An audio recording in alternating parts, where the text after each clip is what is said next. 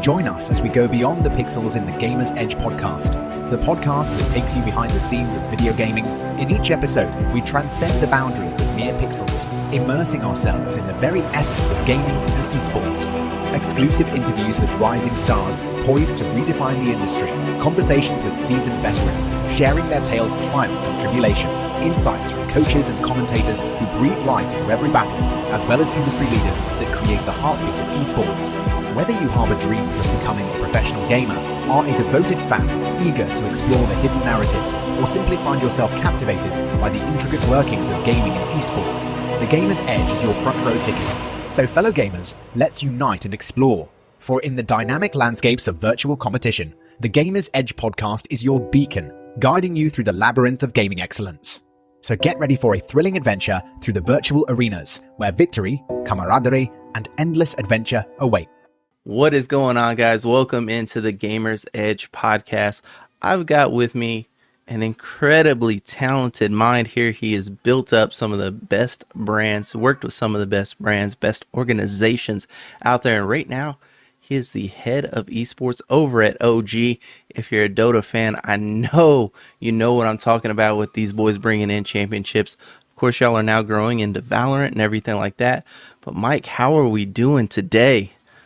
Oh, it's not too bad. Doing pretty well. It's a little cold out here in Delaware, but honestly, pretty good. Post holidays, so getting back into the swing of things. Nice. Now I know, of course, everybody's probably here thinking, "Man, OG Esports, whoo, big time in it." But my question to you, to break the ice here, of course, your handle is, of course, the Schwartz brother. Does this mean that you are a Gundam G Fight fan here? Is that your favorite? Yeah, so G isn't my favorite, no, but I just love it's just a classic meme, to be honest. Just seeing him like hiding on a tree and just having Domon yell at Schwartz Bruder every time is pretty peak comedy to me. So yeah, I do anime quite a bit. So I will say, I mean, I'm more of I would say recently, Witch for Mercury was a pretty solid series in the Gundam franchise. But I do actually enjoy the classics a bit more. I'm more of like a actual OG 0079 to like War in the Pocket, Stardust Memories, like that early era and stuff is like, that's when I was getting into anime. So that was kind of my peak. But G Gundam was on Toonami, same with Gundam Wing. So it was pretty easy for my childhood access. Yeah, I understand that. I would have to say 00 is probably one of my favorites. It has that similar storyline to the Waltz, Gundam Waltz and all that, Gundam Wing. But it seemed a little bit more raw, a little bit more gritty to me. And out of the new stuff, I mean, man, Iron-Blooded Orphan it's top peak new Gundam for me was that. It was that just raw, you expected, it's anime, you expect everyone to make it out, and they don't, they're throwing curveballs at you. No, I'm actually, I mean, it wasn't one of my favorites of the new ones, to be honest. I know it was pretty big because I think it showed on Netflix, if I'm not mistaken. But which was probably is the newest one that I liked, and the one before that I think was it wasn't 00, it was Zero, and then it was Seed was before that. Seed was like the other one that I thought was pretty gritty and good. But Seed they all have their own styles, yeah. So. Well, of course, to put us back in, if you get me on anime, it's over here somewhere. I've got a bunch of my anime stuff and some of my signed stuff over here. So we can go on anime for a while. So I'll try and steer us back on the next podcast. Yeah. But of course, can you share a little bit about your journey into the esports industry? Those early days, all the way to your current role there at the head of esports for OG. Yeah, I mean, it wasn't a journey that I expected to come up with me working team side the way I have been. So initially, I mean, I got into esports. My cousin introduced me to StarCraft Brood War when I was a kid. So I fell in love with that and I started playing it a ton. And I didn't really know there was like an esports scene. I just played it because it was a fun game, and then worked my way through like Diablo, World of Warcraft, RuneScape, like just MMOs, like broader multiplayer games and such. And then I kind of fell back in love with StarCraft when I went to college and StarCraft 2 came out, Wings of Liberty. And then I was like, oh, there's esports behind this, like in a meaningful way. And I started following the scene and everything else. And I was grinding myself and I was like, I'm going to keep playing, get better at the game. And that was kind of really when I got invested in it. And then in school, when I was studying, I wanted to go, I was in for political science, but I wanted to go eventually to law school. So I've always been thinking, like, how can I bridge, video games and esports and law all into one? And I think you start seeing now there's like a lot of entertainment, there's copyrights, there's trademarks, there's player contracts, there's immigration. So there's a lot of avenues for law to integrate with video games. Like, this is cool. That seems to be the focus I want to go into. Then I kind of StarCraft died off, and then League of Legends really became popular when I was in college. LCS started up and everything. So I got really invested into League, I would say, over my junior, senior year summers. And then I had actually, while I was studying for the LSATs and everything, just continued to drive and say, like, all right, let's see how I can make my thesis my senior year about like streaming and copyright law. And I ended up writing a bigger piece on that. I got in touch with Bryce Blum, who works at ESG. We co-authored a small paper about streaming and copyright law. So it was just kind of all signs pointing to, all right, I'm going to go work. I'm going to go to law school. I'm going to be probably like a copyright trademark lawyer, like entertainment IP law. That's something I really liked. As I was kind of taking my admissions to law school, there was a job posting on Reddit for a player development coach at CLG, which is my first job. And I said, you know what, like, I'll just apply for it. What's the worst that can happen? So I applied. I heard back around the holidays. Seemed pretty interested. Interviewed with CEO who's Devin Nash at the time, and Tony Gray, who's Zix from just recently winning Valorant World Championships. So ultimately interviewed with both of them, and then I flew out to California the next month and started my career as a player development coach. So it was pretty quick turnaround. So I put law school on the hold for now, and then decided, like, okay, I'll keep doing that. So worked as a player development coach at their League of Legends team, then eventually with their CS team. They got acquired by MSG as franchising happened in the LCS. I went to go work at Immortals when the Overwatch League had started with the LA Valiant.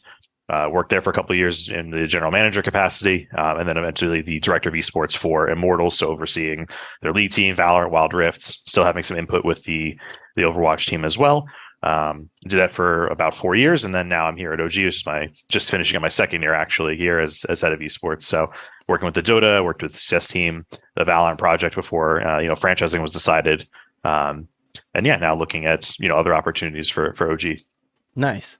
Now, you did mention school and everything like that. Would you say that copyright law and everything like that there at shout out Albright College, were there any other specific experiences or lessons from your time there that really have been super valuable in your current role there with OG? Yeah, I think from college, I was also a member of a fraternity when I joined my freshman year. So Alpha Sigma Phi was in my Epsilon Kappa chapter, shout out there. But we, joining, I think, fraternity and having like a group working towards a common vision, being a leader on campus was also a pretty important thing for me. So holding multiple positions through that, working with student life as a residential assistant, and being able to see different types of people, how they live, and work with them across different circumstances. Even though we're a pretty small school, being able to build those relationships, be a leader, be somebody who can work closely with people, I think is something that, a lot of people in esports maybe don't have that experience, especially because they're all players coming up that don't have the socialization from, face to face, like doing things. I also did track when I was in college as well. So, being an athlete, being a resident assistant, like having all these different connections to being competitive, being a leader, and all these different aspects, I think it did set me up for some success, down the road. Nice. Now, I'm trying to think how to phrase this. Would you say that your primary responsibility is Dota or the players, or would you say that's more staff is your main responsibility, and not just with Dota 2, but the CSGO side as well? Mm-hmm. Yeah, I would say it's always about the players, right? At the end of the day, we want to make sure that we're focused on giving them the best experience possible coming into OG. And everything does start with the players at some point, right? Because without them, you don't have a team. Without the teams, you don't play in these events. And, ultimately the business doesn't really work if you don't have people playing. So they are always the core focus. Like, how can we give them the best experience wherever? That's OG, CLG, Immortals. But obviously you have to focus on the staff too, because they need opportunities to develop and be enabled to be successful, because they're the ones who are going to be leading those players. So the role is, how do we focus on the business of OG being the best destination for players, and also like how do we propel us forward, whether that's winning, whether that's creating content, whether that's entering into new ventures, etc. So I think there's a lot of avenues I have to look at, but if you want to start at the core, it's get the players, then the staff, then the broader business. How do we actually grow them from that level? Now you're mentioning players and growing into other things. We've seen orgs drop out of, say, Apex. Of course, now the Overwatch League influx. Not exactly sure what's going to be going on with that, but where do you see OG going into the future? Yeah, I think for us right now, we've had a pretty conservative outlook on esports for the past couple of years I've been here. We were invested in Valorant pre-franchising. We wanted to get a spot into the VCT. Ultimately didn't come to fruition, but that's kind of the way it works sometimes. So I think for us, like, we haven't expanded out into other titles in quite some time. But we always look for those opportunities, right? I think when a lot of companies came in with investor backing, individuals, family offices, etc., providing funding to help scale esports operations up, especially in North America, it was kind of throw everything at the wall, see what sticks, and if we get one that hits as a unicorn and make that ROI, it works out.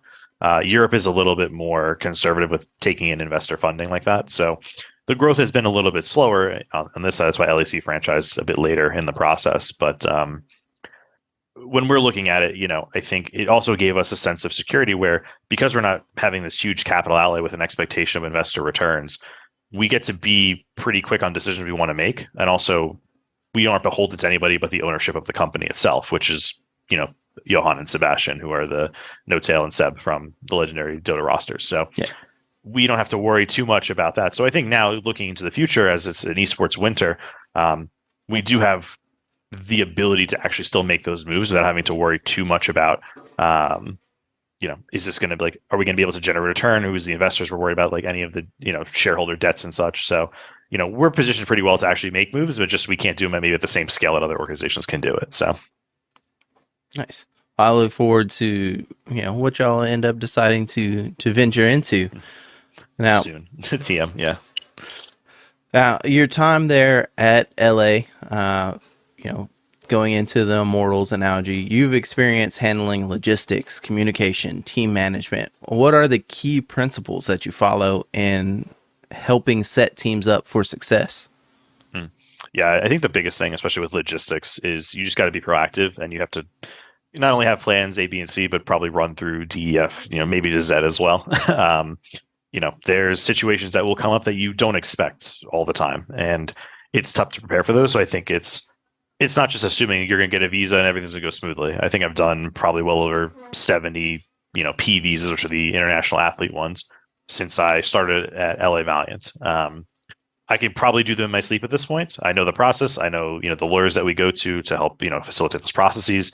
I'm pretty sure they're confident I could do it if they couldn't do it at this point. So, we've gone through it, but it's like there's always something that happens. Like when COVID hit, how do you get players in, right? Like that's an important aspect. The LCS had to happen. The lock-in tournament was something that was going on when COVID struck. How do you get these international players into the country? Well, that required the LCS to work with, the U.S. government in some capacity to actually get COVID exemptions for these visas. So how do we get appointments? I had to fly players, I think, from like, we had a couple of Australian players, New Zealand. So how do we have to fly a player from, Sydney to Melbourne to get a visa appointment, to then wait in there in a hotel to then get it and fly out to LA, right? Not something you would expect to have to handle. It's like, oh, you should just be able to go into this office and get a visa. So there's stuff like that happens, changing flights, things get canceled. What's the best way to move things around for players traveling to different events? So, I mean, there's so much that you have to think about and plan. And when you have that experience over the past, 10 years essentially that I've been able to do it, you just see different patterns that come up, and it's, I've had this happen with a player before. This is what I did in this situation. This is what worked. This is what didn't work. And then just building on that knowledge base to actually, help get players through. I think COVID changed a lot of stuff for everybody, but we were planning with the LA Valiant specifically. We had to go to China for 5 weeks. We would have had to go Shanghai, Guangzhou, and Hangzhou in the span of 5 weeks. We were going to base camp in Shanghai, coordinate logistics, coordinate translators, trains, flights, etc. How we need all the gear across different things, custom requirements, etc. So there's a lot that goes into these planning situations, and you just have to start early and make a few iterations and plan and be quick to pivot and be confident in your decision making. Now, would you say that Shanghai trip is the hardest thing you've ever had to plan? And what's the craziest story of a mix-up? We'll just say, what would that be? A stick in the wheel of the bicycle that's kind of thrown you off. Yeah, I mean, I think the Shanghai trip is probably the most logistically intensive one, because that was it was the homestand year for Overwatch. So we had to plan not just that trip, but it was also going to Europe and even domestically flying between like LA, San Francisco, Toronto, Vancouver, etc., just Dallas, just all across the world. So that was a full year of travel planning that we were actually working on, which amounted to nothing at the end of the day because we didn't know the team was left anywhere. So that was probably the most intensive, because it was also sorting out multiple visas for different countries, looking at different players that we were potentially going to sign, how that would impact. If we wanted to sign a Chinese player, for example, would have been very easy to play in China, but going to Europe, maybe we couldn't get multi-entry, so he would have to go back to China to get his new visa, then come back. So there were a ton of situations like that we had to plan for, budgeting against that trip. How are we going to get food? What's the travel schedule? Like, how are we going to coordinate break time? So that was the most intensive. I'm looking at like a snafu, a stick in the wheel, so to speak. It's tough. I don't think there were too many. I know. I think we were doing another it's always visas that are the complicated ones. I mean, OG has had issues with visas because the war with Russia and Ukraine, that's complicated some things, as we have Ukrainian and Russian players. So that was definitely complicated. There's some interesting things that happen there with like, it's up to the officer in the consulate to determine if you're eligible for a visa, and they could just say like, nobody's getting a visa today, and like you're kind of stuck with that. We did have an issue where a visa officer looked up the wrong company that we listed. So there's like Los Angeles Valiant was the actual doing business as, but there's a specific legal entity that was holding that, and they didn't look up that one correctly because there's two LA Valiants apparently, and they denied all of our visas because they thought that we were a defunct company. And then we had to go back and be like, no, you're wrong, like we're real, here it is, here's all the stuff. But that was a pain because that actually threw off a boot camp plan. I think it was like 2 weeks before the season was supposed to start for us, and it was like, oh yeah, by the way, all your visas are denied. If you want to appeal them, it takes 6 months. So that was a bit of a pain, but we ended up getting it. It took a little bit longer than we thought, but ultimately it was like, that's just what can happen. Like, it's not even us. It's just like, oh, like one guy made a bad Google search and now you don't have visas. So the joys of human error, basically. But yeah, that was probably the most memorable one. It was stressful, and for every reason you could think of.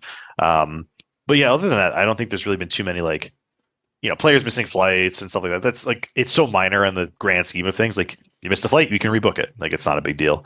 But yeah, I think that was probably the biggest one that I can remember. Nice. Now, on top of the logistics and balancing visas and everything for everybody, as a player development coach there at CounterLogic, how did you facilitate effective communication and training regiments for your players? Now, and of course, this kind of ties into a two-parter for you. What would be your advice for an up-and-coming player that they need to work on to help them down the line? Yeah, so when I joined, I think, it was still the early days of like esports professionalizing. So it was pretty easy because all of their schedule did at the time was revolve around like, when are we showing up to scrims? And we're playing solo queue. So scrims start at 12:30, they'll show up, they'll play scrims, they'll be done by 5, they'll eat dinner, they'll play solo queue until 2 a.m. and then rinse repeat. Right? That was the schedule. So when I got there, it was, what if, for example, we decided to get up a little bit earlier than 12:30 and maybe went to the gym and had a good breakfast and then talked about things, set goals for the day, things that we would think are very common sense now, just kind of weren't. Luckily, we were at CLG, we were able to bring in physical therapists who was, on site pretty much all week. We had an in-house chef. And then we were able to start working towards like, okay, we can provide you 3 healthy meals a day that are, coordinated with our PT / helping with nutrition that I would work with as well. We'd be able to go to the gym, 3 to 4 times a week, make sure the players are getting healthy and fit and working out, assessing their actual schedule and saying, we're going to scrim these times, we're going to optimize the blocks, we're going to set goals, we're going to focus on these different things. And then really just holding one-on-one meetings and like talking to the players as humans and saying like, what are your goals? How do we help you get to where you want to be? What are you facing challenges with in scrims, like personally or with the team? And then doing team building activities, doing communication exercises with them, and just talking to them, because I think they didn't have somebody that was kind of their peer, but also somebody who had a different life experience, right? Everyone they would talk to is a professional player, essentially. They all have the same shared experience, which is good. They can communicate in that way, but there's no variance in perspective there. So somebody coming in who went to college, who had a degree, who was looking to become a professional, in doing law, who was an athlete in college, who did all these different things with people, that's a different outside perspective. And yes, I knew the games well enough, but I wasn't as good as the players. So it's finding a way to bridge that communication with them, I think, was the most important part. And, I like to think that, for those players, I had some impact with them, that they saw that there was, different things they could look at in their own lives that actually would help them in the gameplay if they diversified that perspective. So that's pretty much what I did with all the teams. Just got to know the players as human beings, and not just as the people clicking buttons, and then work with them towards their individual goals and align that towards like the team actually doing well. So That's probably the biggest thing, and I've talked about it here on the pod several times, is you see a fan base almost turn on players if they're having bad series and stuff. And I think everybody forgets that as much as we love watching, and normally we're seeing a player's point of view and we're just seeing a character run around, there's still a human being behind that character, behind that gamer tag. And man, I just see it as a joy and a privilege that we get to watch this level of competition, and everybody forgets to respect that human being at times.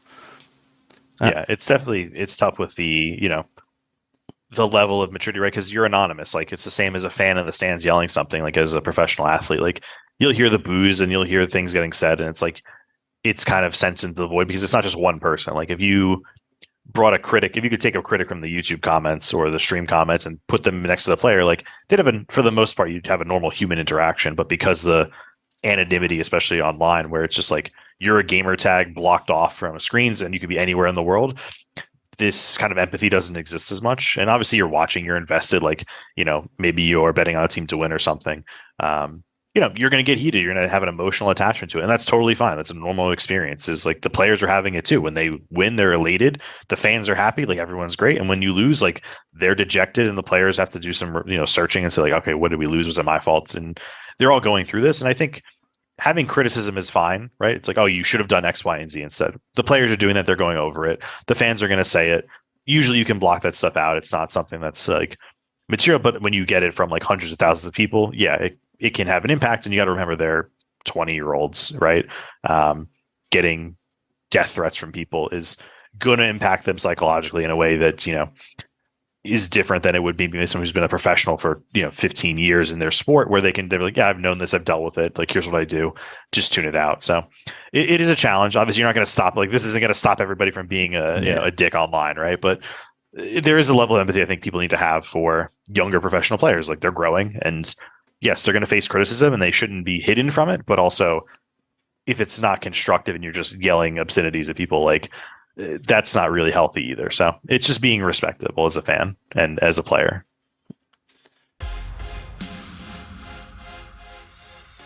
The Gamer's Edge podcast is brought to you in part by Swift Grips. Get 20 off your next order by using code RIVAL at checkout.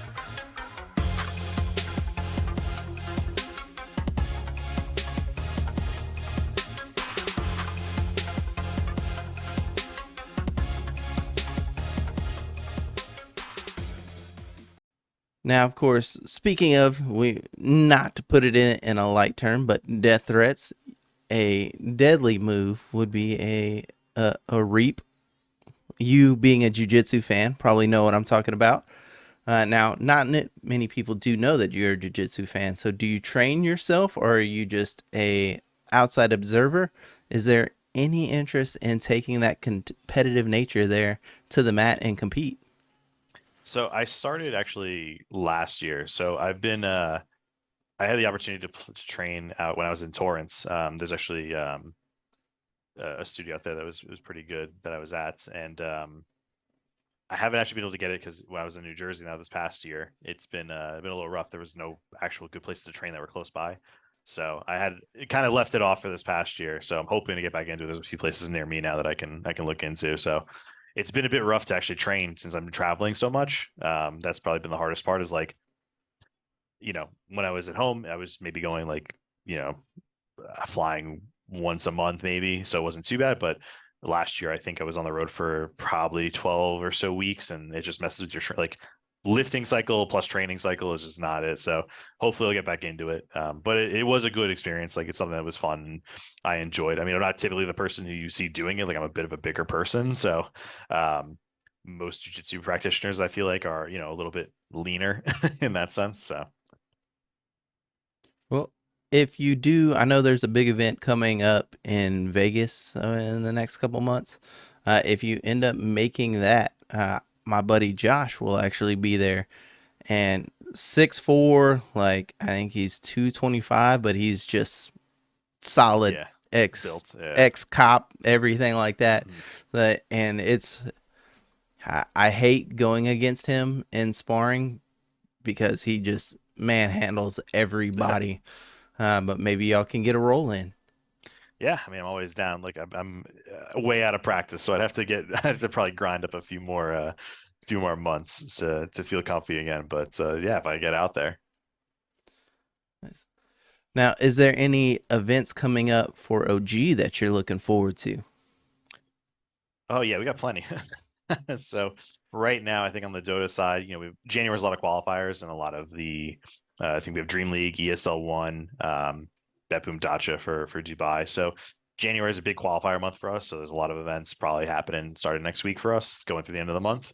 So definitely big there. And then on CS, we have Blast starts off this month as well. So it's a pretty big circuit for us, and the major qualifiers, big thing for everybody. So that'll kick off in a couple of weeks. So open qualifiers, we got to make the run from opens to the major through the RMR. So it can be a tough road, but it's a pretty busy January. January is a big month for us in that sense. So Nice. On time to get the boys to lock in. they've been training. So I mean, I know they're getting ready and they're prepping. The CS team's already at boot camp over in Kingwin at Warsaw. So they've been starting things up yesterday, and the Dota guys are practicing at home right now. But they're gonna get their stuff in gear pretty soon. So Well, I know we said this would be probably 30 minutes or so, so I appreciate you coming on with me. As this winds down, I do have to ask, you've just mentioned, the Dota guys that are at home training and everything like that. Everybody's doing their own thing. Mhm. How has this culture been so different compared to the other cultures that you've helped build there at the other companies? I think the biggest thing, I mean, the most obvious point for us is that OG is pretty remote. So everyone basically plays from home, and then we kind of collect at different boot camps for events. So for Dota, we use the house in Lisbon, which is Johan's house, which we've kind of the teams have always gone through for the past couple of years. Um, but it's really when the events are happening that they go to boot camp. So other than that, they're just playing from their homes. Whereas in Immortals and CLG and Valiant, etc., there's always been a centralized office where everyone is physically present. So CLG was the house, and then eventually they moved into a facility. But it's just so different when you could wake up and then there's everybody you need, right? When I first joined CLG, I was living in the same room with Nick Smithy, so it was like wake up and then wake Jake up and then go to the practice room, which was the living room, and then eat breakfast in the kitchen, right? So it was just like 5 steps away to do anything. Um, at Immortals and Valiant, it was a little different because we had apartments that were separate, but all the players and staff lived in the same apartments. And then we just traveled to the office. So it was a little bit more of a separation there, but you're still pretty close proximity to everyone you needed to talk to on a daily basis. And then your entire staff, like media, content, PR, administrative finance, is all in one central location. So any questions is just like pop by. Like, I could go up at the stairs and there's my PR team, my partnerships team. I can go downstairs, there's media. In OG, it's I have to go to Slack and then be like, "Hey, what are you doing?" And then we're all in different time zones as well because I'm in the US and they're in Europe. So um, culturally, it's tough to balance. There's a lot of communication that you take for granted. I think where when I'm in the office, it's just easy, like swing my chair over. Hey, what are you guys doing today? Like, what can I help you with? What do we need to touch base on? I don't have that. It's like I have to send a message and they could be doing something else and they don't see my message, and it just takes a little bit longer to connect. And same with the players, right? You're not physically in the same room. There's a lot of body language you don't get in that sense. So, you know, when you're expressing frustration, if it's via text, like it doesn't convey the emotion necessarily. Yeah. And you know, again, if you're on voice comms and you're just, if I was camera off right now, you don't see the expressions, you don't see what I'm doing. I could just be a soulless voice at the end of the day, and you're like, oh, Mike's pissed. It's like, no, Mike's actually pretty happy and having a good time, but you might not get that. So I think that's kind of the biggest cultural difference. And then, you know, European and American, like I think it's just, they're just different. You know, there's ways we like to work that I think Europeans have different, you know, different takes on. So, you know, there's a bunch of those that I think come up, but you know, we make it work besides that. Is there any cultural like walls that y'all are having to work around? Not just communication style. Not particularly. I think, you know, for the most part, I think there's understanding. I think when you have people from different countries, that there's certain ways that they like to do different things or they perceive things. Like some communicate more directly than others. You know, but I don't think there's anything that's like a true barrier to like working together where it's like, you know, you can't have these two people in the same room, which is not going to work out. I think it's just understanding how they intend things to get across. Like I said, some are more direct than others. So it's just working with that. Nice. We did mention earlier, you know, the investors coming in and everything like that. People have talked about, and we've talked about here on the podcast, the esports bubble bursting or deflating at least, you know, but it's still an ever evolving enigma that is esports. Something that I don't think anybody 20 years ago would think, you know, even would have existed to this degree. But what trends or developments do you foresee happening, and how do you plan to keep OG at the forefront with these changes implemented? Yeah, I think the biggest thing, you know, now is like you're seeing a lot of teams like kind of pull back. I know in the LCS you had Golden Guardians had folded their league operation. Same with EG, kind of, you know, dissipating everything else as well. There is going to be that consolidation, right? Where not everybody gets a slice of the pie, right? That's just how it's going to be. I think, you know, a couple of years ago and pre-COVID and even into COVID, when you had the, you know, 0% interest rates and like capital was kind of just flowing around, it's easy for somebody who has an ambition with a few $100,000 to start up a team. Really, you have a lot of these like small orgs that just try to like take the lottery ticket approach, right? It's like, we'll sign a Rocket League team, we'll sign a Valorant team, and maybe we make franchising, maybe we do all these other things. And you see that approach where there's just a lot of saturation in the space, but like they can't all exist, right? Like there's only so many spots at the table for teams at a high level. You know, most of them, like your Liquids, your C9s, your G2s, etc. Like the big brands, they have a pretty robust business model. They have a pretty diverse portfolio. They can endure a lot of these different things. And like, yeah, they're going to make adjustments to the business as they need to, right? Like salaries are going to come lower for players. Like the media rights deals and valuations on sponsorships are going to adjust because, you know, maybe influencer marketing is a more attractive proposal for certain organizations. So, you know, we're going to make those adjustments. And I think the ones that are conservative and, you know, look at things in a balanced way and say like, okay, can we actually entertain this, or are we just doing it as like a vanity project, right? There's worlds where maybe you have somebody who has disposable income that just says like, I'm fine losing $1 million to build this team. As long as you're going into that intention, it's okay. But if you're having an investor come in and say, okay, well, I want to invest $1 million and I want to pull out a 5x, 10x return in the next 5 years, well, look at the ecosystem. Like, where are you getting that? Where are the media rights deals that are going to facilitate that? Where are the digital items that are going to, you know, build a consumer business around your esports proposition? So, you know, I think for us, it's maintaining that kind of viewpoint of getting into games that make sense, leveraging our brand and our marketing strategy to actually, you know, bring in partners and bring in, you know, kind of these digital goods that we can hopefully build a customer base and a consumer base and, you know, give them what they need, right? We want people to come to our events. We want people to follow our teams. We want people to leverage that to actually drive the business forward. But obviously we can't just, you know, spend money just to build this out, you know, broadly speaking, like people were doing 5 or 6 years ago. So. Is that something that y'all kind of look at as well? Yeah, I think you pretty much just answered it there. But it kind of touches on where I was going to go with the question is you see games like Apex and stuff like that where they don't have skins for their competitive teams. Is that a major foothold for an organization to try and bring some type of income in to supplement their team? Is that digital content?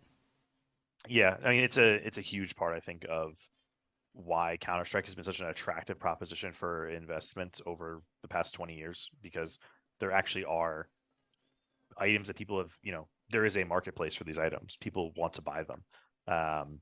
And the cuts the teams get are enough to actually sustain the business itself if you're getting them on a regular basis. And depending on what your shares are with the players and staff, etc., you can build a business purely around getting stickers as a revenue source, right?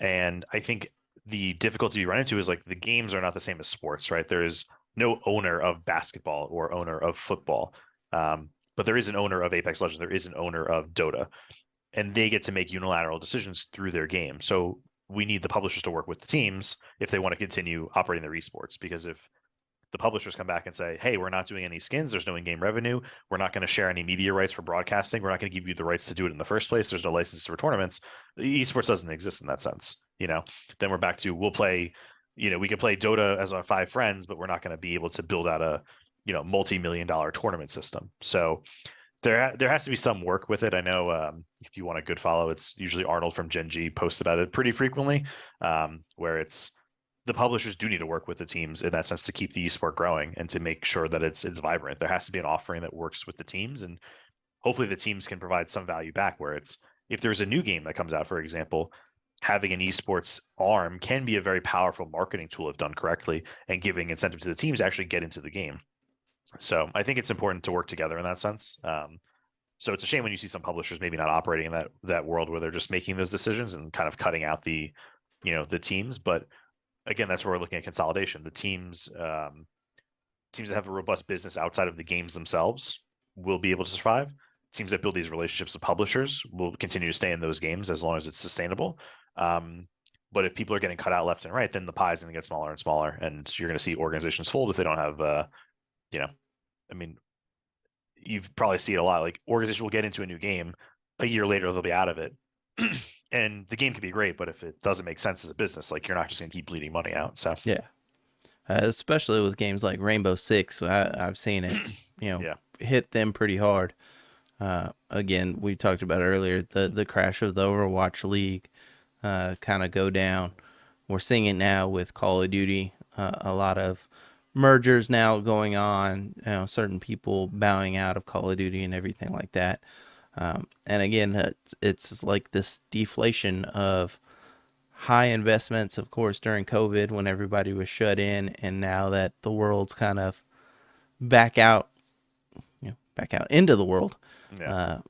Not so many eyes on the product has seen a shrinkage, and in a sense, I guess you could say it's a good shrinkage. It's helped stabilize, some of the aspects of it. But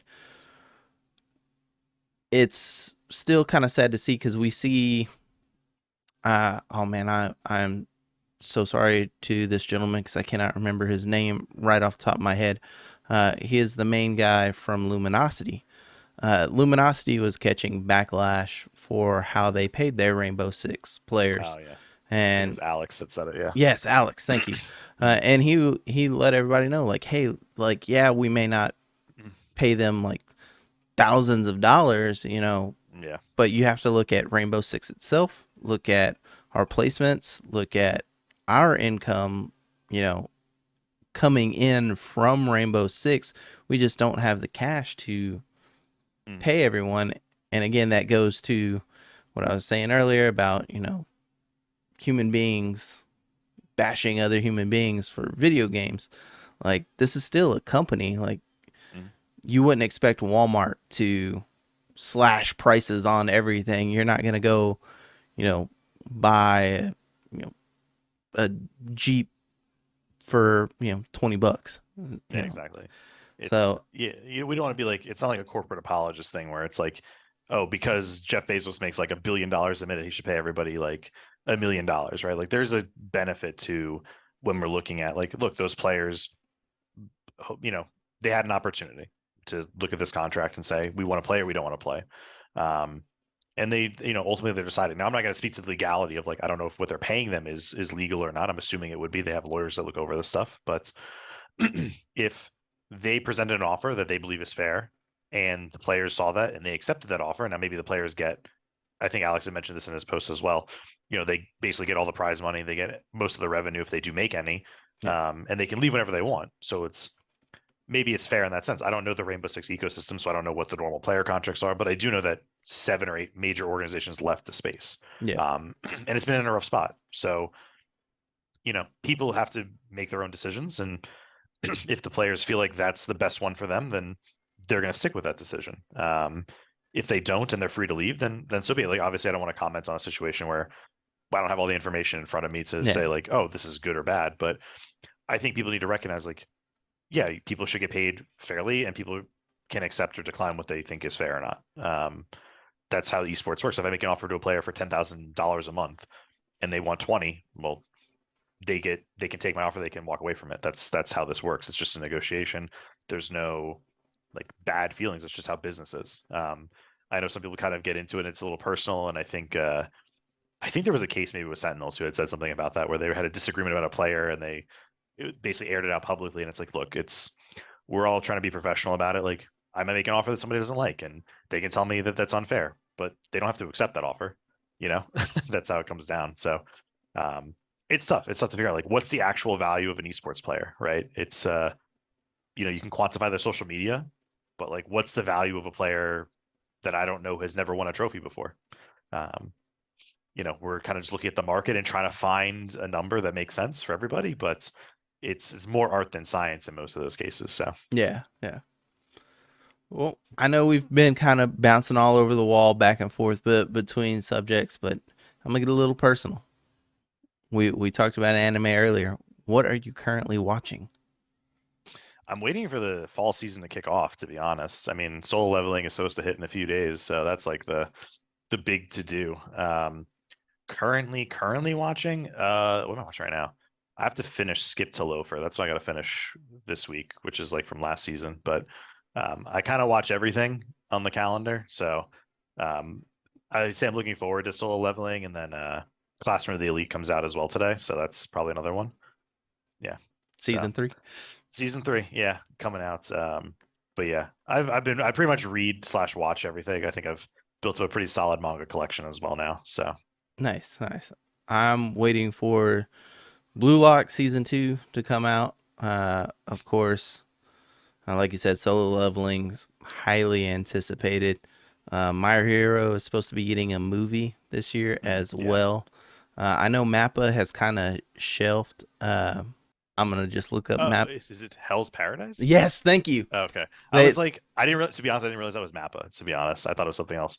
So yeah, Mappa Studios has kind of put that on the back burner because, of course, they're also doing Demon Slayer, which has its new arc coming out. Well, I'm pretty bummed because Hell's Paradise is a favorite of mine now. I loved the manga, so seeing it as the anime and seeing it kind of get shelved for a little bit kind of broke my heart a little bit. It's good. Yeah, that was definitely an interesting one. Kind of had I'm trying to think what's a good vibe check for it. It's a little surreal, I would say, a little abstract. I'm trying to think of something that was compared to, but it was definitely good. It wasn't like over the moon. I know, like, I could appreciate the design and how everything was brought to life, but it wasn't like one of my favorites from last season. So a weird one. I don't know if you watched it, and it'll be my last anime. Oh, I'm actually gonna look it up as well. I'm gonna clip it right here and just come out with my question. Anime where a pop idol has 2 kids. Oshinoko, yeah. Yes, that was a big surprise. They dropped the movie first, or the first episode was like an hour and a half long, and man, it hooked me. I watched it pretty late. I would say one of my friends had recommended it, so I watched it, afterwards. So definitely good. The manga goes kind of off the rails a bit, which is like, it is what it is. I would say it is definitely one of the top ones. Obviously, the opening was like super popular in Japan. Um, but yeah, no, it's been pretty good. I think I've crushed probably like I've done a solid amount of watching. I'm a little. Let's see, what's the actual? I'll give you the count. What my list looks like right now. I won't give you the actual link to it, but I'm putting in some work recently on that. I think I'm at. Let's see.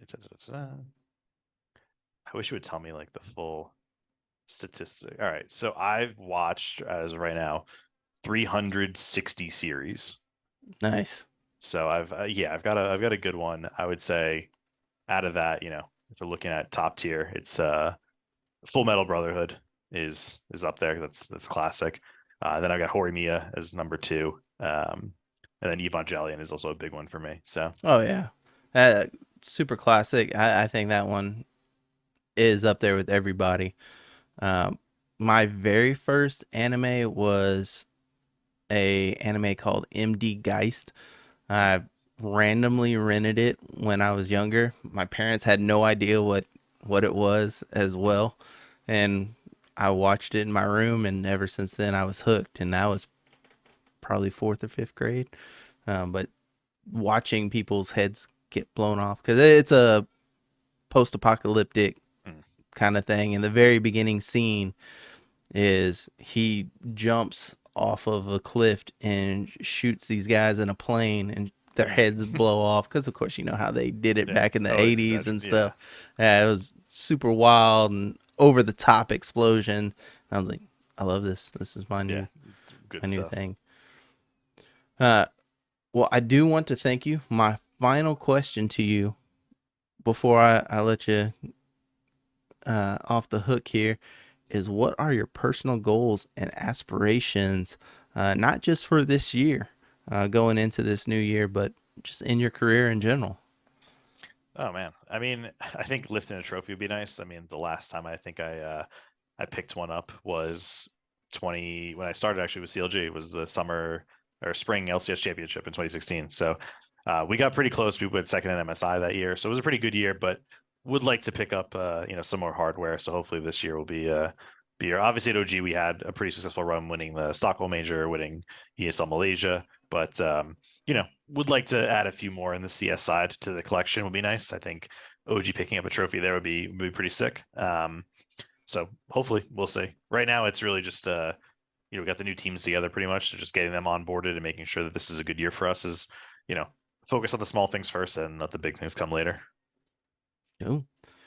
Well, I do want to say thank you so much for coming on. And of course, we'll have you back on when we do a full anime roundtable. Yeah, when you get that one, just let me prep. I got to get some notes ready for it. So Well, again, thank you so much for coming on, taking the time to talk with me. Hopefully, you guys have enjoyed this episode. And Mike dropping knowledge on us. Make sure you have your notebook handy, as he was giving out those tips on what to focus on and everything like that. Until next time, guys. Peace. cool. Cool. Awesome.